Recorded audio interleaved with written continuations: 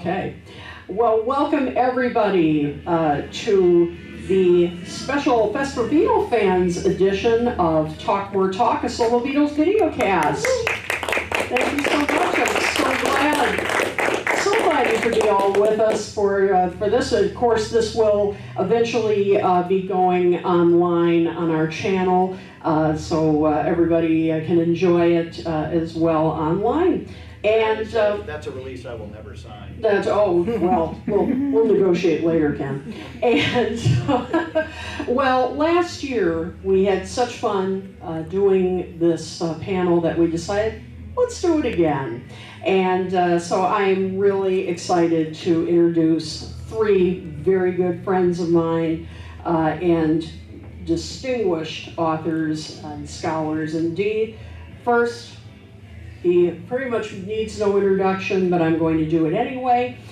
He is a leading scholar. He, the author of the upcoming book, Living the Beatles Legend, The Untold Story of Mal Evans, that I think we're all pretty excited about, as well as many, many other works. Ken Womack. Next is another very special expert who has taught us all about a very important story about the Beatles in Canada, a story that I think many of us really didn't know very much about, and it is a fascinating story. The author of The Beatles in Canada, The Origins of Beatlemania, Piers Hemmingsen. And last but definitely not least, he is the author of pretty much, I would say, the Bible of the Beatles' North American tours. If you don't have this two-volume work, you've got to get it. Some fun tonight, the backstage story of how the Beatles rocked America, the historic tours of 1964 through 66. Chuck Gunderson. And may we introduce you, Kid O'Toole. Oh, okay. You are far more than the queen of all Beatles media. You are also a person who is, like other folks, like Susan Radish or Ryan, are very instrumental in bringing folks together on behalf of Beatles scholarship and thinking deeply about this band and other bands. And of course, you are also the author of two books and the editor of another. So, Kid O'Toole. Very sweet, Ken. Thank you so much. And just want to take a moment. Al Sussman was supposed to be part of this panel, and we want to send our best wishes to him for speedy recovery. We really miss him, and but I know he'll be back next year, and we are all thinking of him. So I just want to send out our best wishes. We are going to be playing around like we did last year of a game that we love on Talk More Talk, which is called Wrack Our Brains. Now, for those of you who may not be familiar with this game, it's something that is just for fun, which is that we ask each other, and we will also be inviting you to ask us questions. Anything about the Beatles or solo years. We're expanding it, even though we mainly talk about the solo years on our show. And they're not trivia questions. These are strictly opinion questions, so it makes it a little more fun for discussion. It can be something like, what's your favorite version of Maybe I'm Amazed? Do you like the live version or the studio version? Something like that. There are no right, wrong answers or the one here. From Glee. Or the one from Glee, exactly. So we just have a lot of fun with this. And so our panelists have brought questions. And then, as I said, and I also have questions from my co-hosts who unfortunately could not be here today. So they have brought questions for you guys as well. And then, as I said, if we have time, we will invite you guys to ask. Why don't we start? I asked you guys to bring in some questions for the panel. So why don't we start? I've been dying to find out what questions you have. for the panel. So, Chuck, why don't we start with you? So, sorry to startle you.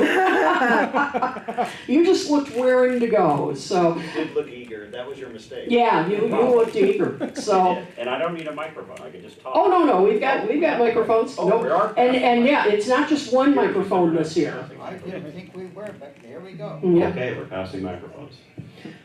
So, these questions, can they be hypothetical? They sure Ooh, I can. love it, okay. No rules So, here. all of us have loved the introduction of Peter Jackson into the Beatles world, what he's done. Okay, you're hypothetical. If Peter Jackson could get his hands on some other things, what would we be interested in? I mean, it could be like more stuff from Get Back, more unseen footage from that. The Star Club tapes, could he like clean those up and just have this wonderful plethora of Star Club music? If he found something more in Anthology, he cleaned up Anthology and added more scenes, would we like that? Would we like Paul McCartney's shower routine? Anything that he could find and clean up, would we like it? He uses a loofah, right? Yes, and it's yellow. The yellow loofah. So, panelists, what would you like to have Peter Jackson do for you? I guess I'm going next. Yep. So, Peter Jackson, I mean, who didn't love the rooftop, right? And that was, I mean, I walked out of Let It Be in 1970 because I thought it was the worst thing I'd ever seen. I didn't even know there was a rooftop. I finally got to see it on the big screen. That guy did, magic for the rooftop. What could he have done? I think, I don't know, there's two things you can do. You can clean up stuff that didn't sound so good, or you could do something with video. And I think the big miss was the 8 Days a Week film. And this goes back to Chuck's book. All of the touring stuff, there's great sources of color video. And with the technology, if we got really good audio with that video, I think maybe that would, I think so many people love Get Back and so many people didn't know what happened during January of 1969. I think they could do a really good job with the touring stuff. So that would be my vote. Mine would be, would involve the isolations we now have thanks to the Rock Band enterprise. Those have been invaluable to me as a professor and as a listener, of course, extremely revelatory to be able to hear behind the scenes, if you will. I was privileged to be in the audience when Giles Martin unveiled the new Revolver remix, and he played a number of isolations that weren't available on the eventual deluxe edition. And they were fascinating. I mean, he took Taxman and reduced it down to a single hi-hat. He was able to isolate and disaggregate the sound to that level. And of course, we immediately asked him afterwards, how'd you do that? And he said it was the Wizards down in New Zealand, and Peter Jackson's team in particular. I would like, I think the next frontier for all of us is to have all of the music disaggregated in such a way so that we can continue to understand it and appreciate it for what it is. And those component parts are just so revelatory. It's magnificent, In fact, a lot of the songs, when you remove those parts and you disaggregate them, you hear entirely new songs. There are different songs alive at the heart of, say, Penny Lane or Happiness is a Warm Gun, when you remove several parts of them. I think we need it all, and his team knows how to do that. It's far more interesting than the silliness of, having Paul McCartney's voice AI'd onto How Do You Sleep, because it was about Paul. I think that's mostly just, I'll stay with the word silliness. I'm interested in that kind of full disaggregation. That would be just dynamite for me, and he clearly has the technology. His team has developed it. Let's go. Yeah, for me, you already mentioned it, Chuck, the Star Club tapes. I would love that. In fact, one year when we had that wonderful session in New York where Peter Jackson and Michael Lindsay Hogg had that wonderful Zoom conversation, ballroom. Peter Jackson mentioned that he would love to work the Star Club tapes, and even said in the audience, hey, if any of you have any ideas as to what you'd like me to work on. I think the whole room just went silent, like, are you serious? Are you really asking us this? I would love to have those cleaned up and hear them in pristine, or as pristine as possible, quality. So that would be something, and when they do it, and you need to insist on this, Kitten, yep. They need to have a making of the Star Club. Yes. Because the guy who has custody of those tapes and owns the rights is a Liverpudlian named Mal Jefferson. And if you guys ever meet Mal in your travels, he is a trip. And he has learned, earned a doctorate in copyright law, because of course his entire ownership of this has been skirting the Beatles. Sure. And because Ted King-Size Taylor is no longer part of the equation, or a case of beer, or whatever it was that they were paid. Watching Peter Jackson tangle with Mal Jefferson would really be something. That would be something. That's very. Oh, I see what you did there. Could it be a trilogy? Could it be a trilogy? It could be, the two towers of Mal Jefferson versus. There you go. All right, very good question, Chuck. Thank you. Piers. Okay, I get to ask a question.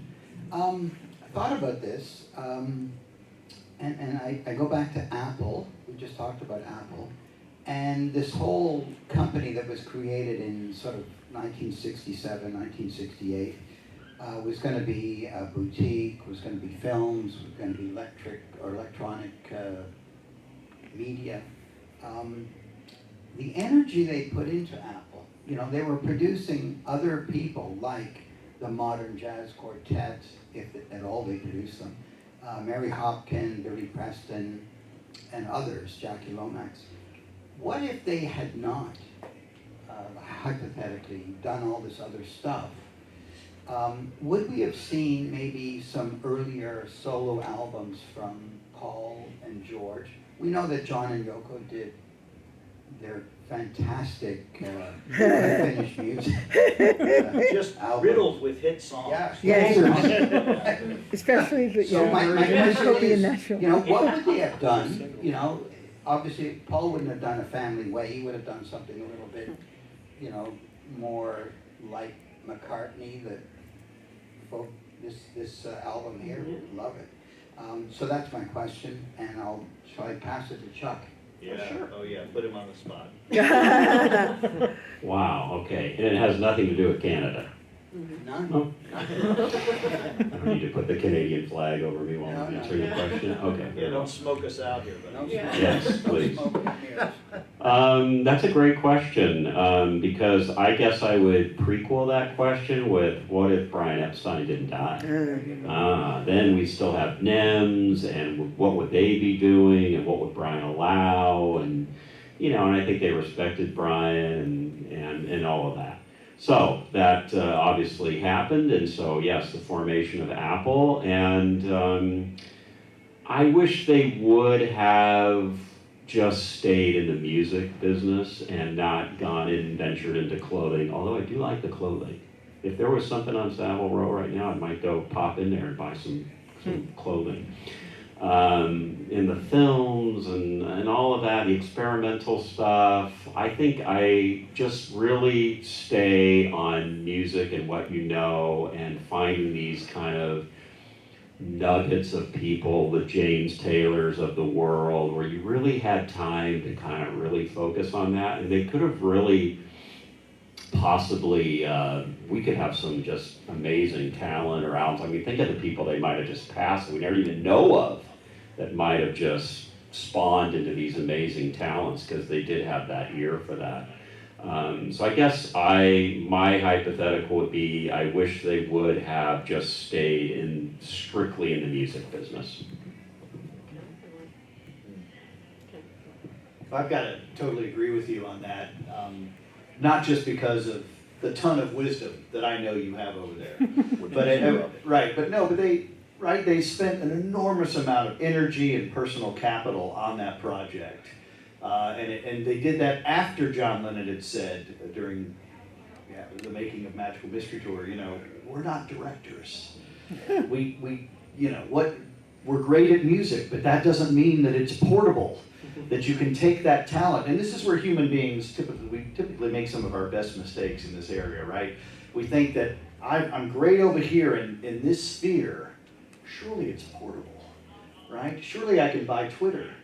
Oh, sorry. That was too easy. But right. You begin to believe that what you're doing is so portable that your talents will see you through, and Apple is such a great example of that not being true.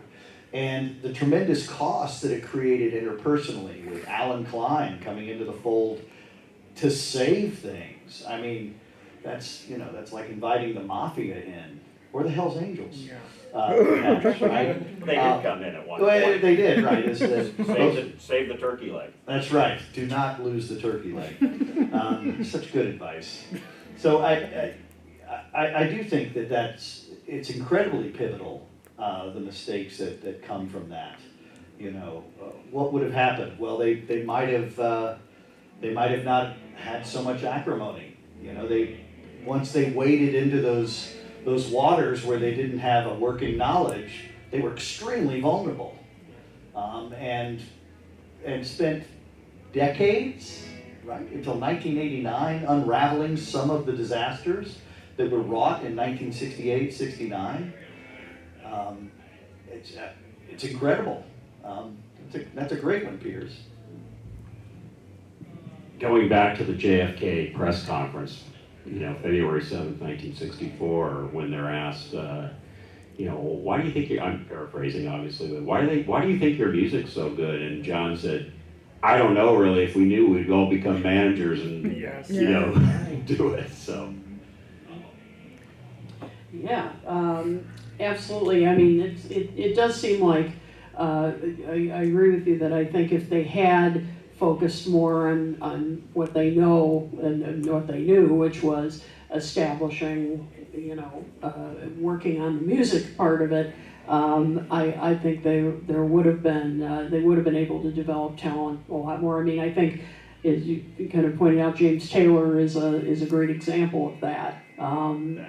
Yeah, and Badfinger, of course. They certainly did have hits, obviously, but I think they could have been even bigger than they were. I think definitely, although, as you said, Chuck, the clothes were cool. But still, as we know, I mean, they just, didn't know how to run a business. I mean, that's a completely different skill than being, creative musically and so forth. So yeah, that's a great question, Piers. I would throw in, you mentioned Brian Epstein, Chuck, and the loss of Brian, obviously we know historically that he was at a loss himself during some of those last months and may have not been functioning in the same way he was in 63 and 64. But, when you look at the longevity of their business interests, Brian knew how to, if he didn't have the knowledge himself, he knew that you hire the best people. So when he would consult on Beatles business matters, he went to some of the best economists in London. These were his boys, and he did not suffer for second best or for a thug from New York City. He was very careful to get the best possible advice. And while he had his own blunders, as we all know, for example, I don't know that he would have ever let a person like Mal Evans off the reservation, to use a tacky phrase, right? I mean, you want to make sure that all of the folks who've worked for you, have been privileged to hear and see things, have agreements, that they have pension plans, right? And Neil and Mal spent much of the early 70s rolling around in trouble. Particularly Neil Aspinall, who had serious substance abuse issues. because he was untethered. And I think Brian would have made a big difference in those sorts of ways too. Maybe even helping to ameliorate some of the problems between Paul versus the rest of the Beatles. You know, and so those kinds of decisions, there are a lot of lessons for us in there, quite frankly, in our own lives about getting the best possible advice and following it. Yes. Right? You know, don't just consult with lawyers when something's on the line. Do what they say. You know, or get a second opinion or a third opinion. But Good lessons. good one, Piers. Absolutely. I guess we're out of time. No, This no, is fun. oh no. Ken, how about you? Do you have a question? I do, and you know, we have been privileged for these last couple of decades to see some incredible projects come our way. I have issues with the docuseries and over historical veracity and those sorts of things, but I'm sure glad I have it. You know, to be able to show in class and to use the video and the audio. What is the next frontier in Beatles studies? You know, this will be occurring even after our august lives are over. You know, what is the next frontier? Where are the places we'll go next? What are the stories that haven't been adequately told? I still feel like Get Back has not been adequately told, quite frankly. In our previous session, Aaron Weber made a good case for that. But any thoughts on that? What's the next frontier? Or what are the frontiers where we still need to do all the work? Okay. Chuck just totally avoided. Yeah. Well, next frontiers. I think the cultural history of countries like Japan, Italy, Germany, and how the Beatles really kind of, you know, they sort of stepped in and then stepped out, but they kept going, didn't they? I mean, there's that aspect. Cultural studies would be one area. And I'm not a professor like you are. I think something I would like to understand more is, you know, how did things change in France? You know, you had the revolution in '68. What happened in other places? You know, we know what happened in Manila. You know, we know what happened in a little bit about Australia. Australia had these great Beatles concerts. And what Hundreds of thousands of people Yeah. coming out. Yeah, and lasting, what are the lasting, you know, so is there a Chuck Gunderson Some Fun Tonight Part 2, covering all these other countries? And I didn't want to avoid the question. I was being courteous. It was Piers' turn.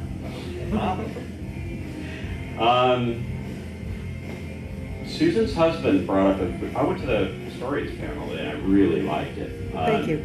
And he brought up a very interesting subject or concept I thought was interesting, and that is, you know, we always talk about, oh, what's your favorite album, or, you know, that type of, your single or your B-side or whatever. And I'm looking at these young guys sitting on the front of the row, and even your children go, what the hell was an album? Like, I don't even know what you're talking about. And it's much like you guys not understanding phones that had to be attached to walls, you know? You just carried around in your pocket. Wait, what are you talking about? Yeah, so I know we're right. Yes. Oh, yeah. There's a phone on the wall Okay. with a cord. But I kind of like this concept of session periods. Yeah. Meaning, when they came in, when they had a dedicated block of time to do an album, Yeah.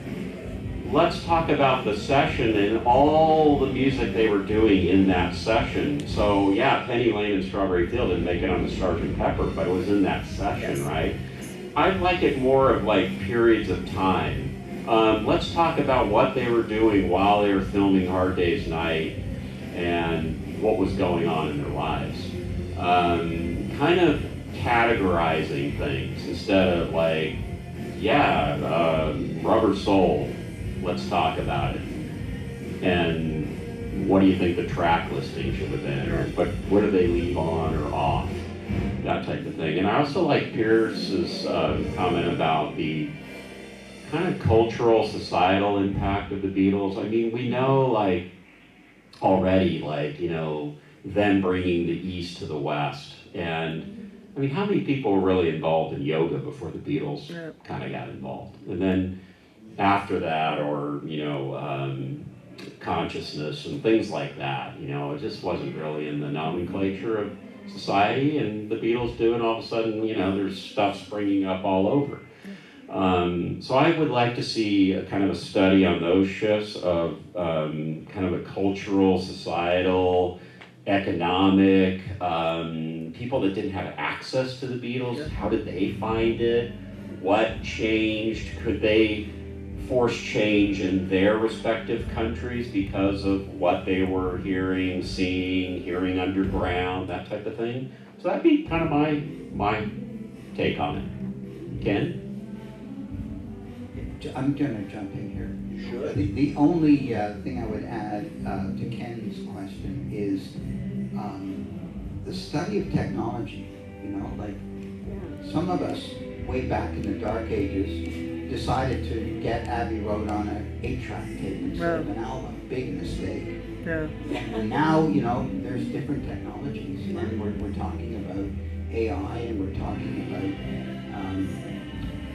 isolating, you know, one instrument or one vocal. Technology, how has that changed everybody's appreciation of the experience of Beatles music? And I know everybody's thinking this, so I'll ask it. So why did you buy the 8-track? So you're at the record store, and you see this beautiful LP, right? It's like a portrait. It's got that great photograph on the front, and you're like, I want to get this small, crappy version. What happened there? What do you think it was, Piers? What went into that thinking? You're gonna have to buy my new book. Coming out in February. The Decisions of Piers. Exactly. Piers logic. The 8-track tape was given to me as a gift at around Christmas '69. And Did you have a player in your car? okay, I'm gonna blow the story, but I had a reel-to-reel player, one of those little Craig ones with a T-bar like you saw in Mission Impossible. I unthreaded from my 8-track cartridge and put it on a 3-inch reel. Played it back through, and I could hear nothing but 4 things at the same time. Wow. Mind blowing. You know, you heard Octopus's Garden and, you know, Here Comes the Sun, all at the same time. So That must have been trippy. yeah. Do we have follow-ups to this later? Yeah, I'm very intrigued. Yeah, I mean, I think there's so many areas. I mean, I think, you know, one really quickly developing area of study, and this isn't just a cheap plug. Ken and I co-edited a volume together about fandoms, Beatles and fandom, and I was talking about this earlier with someone today who is also studying about, you know, Beatles and fanzines, and you know, and I think that's been a rapidly growing area of study in the Beatles is fandom from all different generations. Yes. First generation, and, you know, all the way. And I was on a panel just earlier today that Susan moderated about how different generations have experienced the Beatles, from first generation to Gen X to, you know, to today's. And I think there's that is going to be an ever-growing area of research that is just going to keep going. So very very interesting question, Ken. Speaking of Ken, I'm going to mention another Ken, which is Ken Michaels. There you go. Yep, one of the co-hosts, my co-hosts of Talk More Talk, who sent in a question for you guys. So he actually sent in a few. I'm going to mention one here, which I thought was a very interesting one. What period when the Beatles were together do you find the most fascinating, and why? So Ken. Is it Chuck first, though? Oh, Chuck. You're playing like golf now. So, year or period? Period. Okay, I, without a doubt, it's the 64, 65 period when so much is going on. I mean, they're touring, they're doing movies, they're doing interviews, they're worldwide phenomenon people. They're writing songs that we're still listening to today. How they even have time to do that is beyond me. I mean, we've all been busy in our lives, right? Raising kids, working, all that kind of stuff. Oh my gosh, I'm so busy, I can't do anything. And they're doing this stuff that's like literally changing the world. We're sitting here at the Fest for Beatles Fans almost 60 years later talking about this. And that period of time and what they produced is magical to me. So that's my period. Okay, I'll segue into the period I really like is kind of Rubber Soul through to Revolt. Late 65, you get into 1966, they've just finished Rubber Soul. They get a break, they get a little holiday. And it's what they do with their time. And John Lennon does basically nothing with his time. Paul does something with his time. But I think that little break, that little time where they have their pictures taken in Butcher Smoggs and they do interviews with a lot of different magazines, one of which ends up in Date Book in the States. They were kind of bored, I think. Maybe they'd just been through so much, they'd just gone through Chuck's favorite period, and they thought, well, what are we going to do for Chuck now? And maybe, We've all had that moment. but they came out with just great single after great single, and Day Tripper, Paperback Writer, Nowhere Man, Yellow Submarine, for me that was like a real golden period. They went on and did better things after that, but I think as a fan at the time, I thought, how can you kind of keep up with what they're doing? You know, for me, it's the White Album. I think that it's such an incredible, ambitious record. If you were looking for something that you would do when you have their level of fame and privilege and opportunity, I don't know how you make that record. I think it's endlessly fascinating to me that that's the statement that you put out there. It is maybe their most brash moment, right? They're going to spend 1,000 hours making this thing. It won't have a single, and they're going to unleash it on the world. I'm really fascinated by that period, but even more particularly, the idea that at the apex of what fame is in the 20th century, and perhaps ever, they go to India. I mean, who does that, right? Who is able, with all of the forces that you both have described working on them, some of which are chemical, right?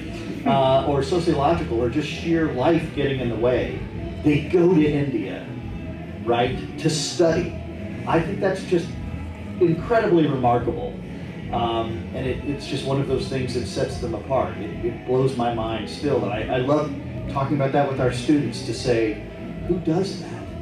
You know, and hopefully to prompt them to imagine how they might make similar choices that allow them to grow as people and as thinkers. You know, Paul, right, coming in, and I think you were alluding to this before, what did Paul do with his time? He said something like, I vaguely mind other people knowing more than I do, is the quotation. It's a great line. He goes to literary London, and he doesn't just kick back on some estate. He lives in the heart of it, right? He begins to become a reader. You know, I know he was inspired by all of those incredible songs, you know, by his grade school teachers when he was reading Hamlet. But he really does go and engage the world.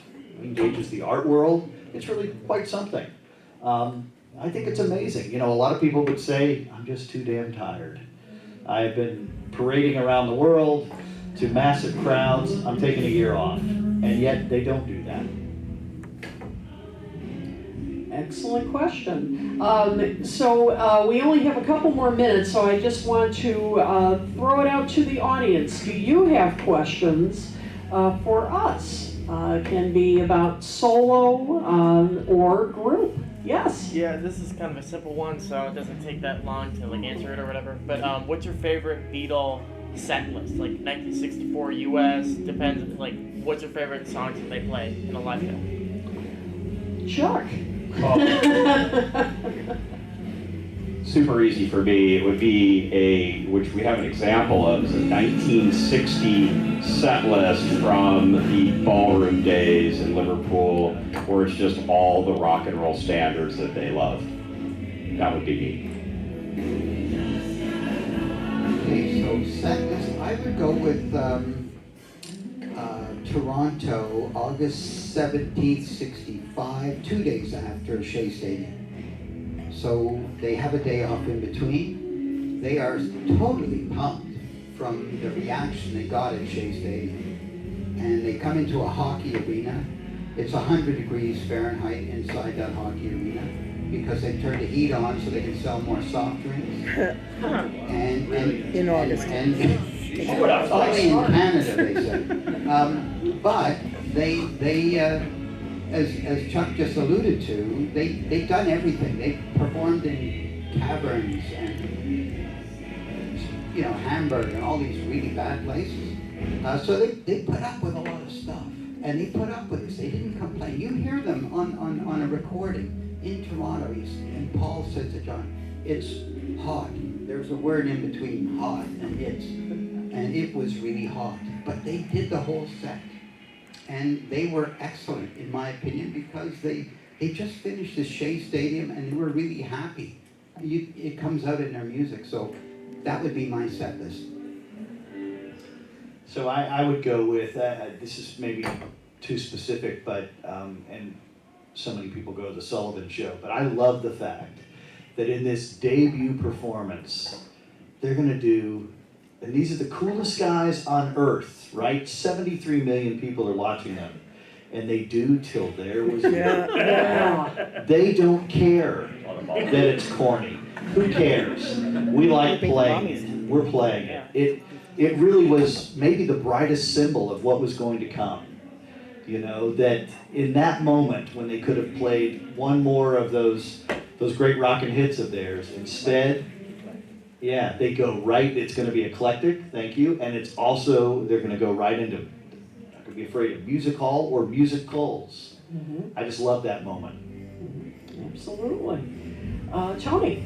So Yellow Submarine is my favorite of the Beatles movies, and it's unfortunate, I think, that they did not perform as themselves in that movie because they got tired of filmmaking with the Help film. What do you think would need to happen for them to have wanted to take more of a part in that movie and play themselves? Okay, the question is that the Beatles didn't take part, really take part in Yellow Submarine, except of course that last little part. What would it have taken for them to have taken more of a role in appearing and taking part in Yellow Submarine, the movie? Well, I can touch that real quick, and I'd love to hear what our colleagues say here, but they misjudged that thing from the start. They saw it as a throwaway opportunity for songs that to them were less than B-sides, right? I mean, they were treating it badly. It was an idea of Brian's. They're fulfilling a contract. George Martin was very engaged in it, so that may not have helped at times. He was in love with it. It would be his biggest payday with the Beatles, would be the soundtrack album. He was infuriated with the idea that they might just put it out as an EP and leave off his soundtrack material. He actually threw a bit of a tantrum. He said, "Nope, we're going long player on this." But I think the thing that needed to happen was for them to see it, and they all, in their own way, confessed later to having loved what they saw and loved being in that little cameo at the end. If only we could play that one in reverse. Mine's short. I love this politeness. It's Canadian. 2 words, more drugs. Oh! Wow, that's Yeah. the point. Okay, All so right. I'm gonna add a little bit. Mhm. The Beatles had this cartoon show, to answer your question, in North America I think started in '65. Yeah. I watched it Saturday mornings, and it was another way to hear Beatles music. If you didn't have all the records, you'd hear records like Dizzy Miss Lizzy, but you had to watch the cartoon. I think the Beatles were a little bit embarrassed by the cartoon show, even though looking back, I think it was a clever move. But the same people that were involved with that cheesy cartoon show were involved with, is it King Features? King Features. Yeah. Yes. Yeah, Broadway. Al Brodex. So I think that might have been the reason why they didn't want to get involved, because they probably seen these weird cartoon, short things they'd done in like the 2 years before. That would be my answer, is that maybe they just saw that and thought, we can't get involved with this. It's ironic that they weren't involved because then John took credit for a lot of the ideas in the movie. Say that again? Well, it's ironic that they didn't take part in it because John afterward took credit for a lot of ideas in the film. All right, well, I think we are just about out of time. And before you go, please take a button. These are 5th anniversary commemorative buttons. We're celebrating our 5th anniversary for Talk More Talk. I want to thank our distinguished panelists, Ken Womack, who is also a co-founder of Talk More Talk, Piers, Hemmingsen, and Chuck Gunderson. Thank you so much for being part of our live Talk More Talk. Please stick around for something about the Beatles. And at 5:45 is When They Was Fab, also with Ken Womack and Ed Shen. We're going to be talking about the Red and Blue albums. So please come on back.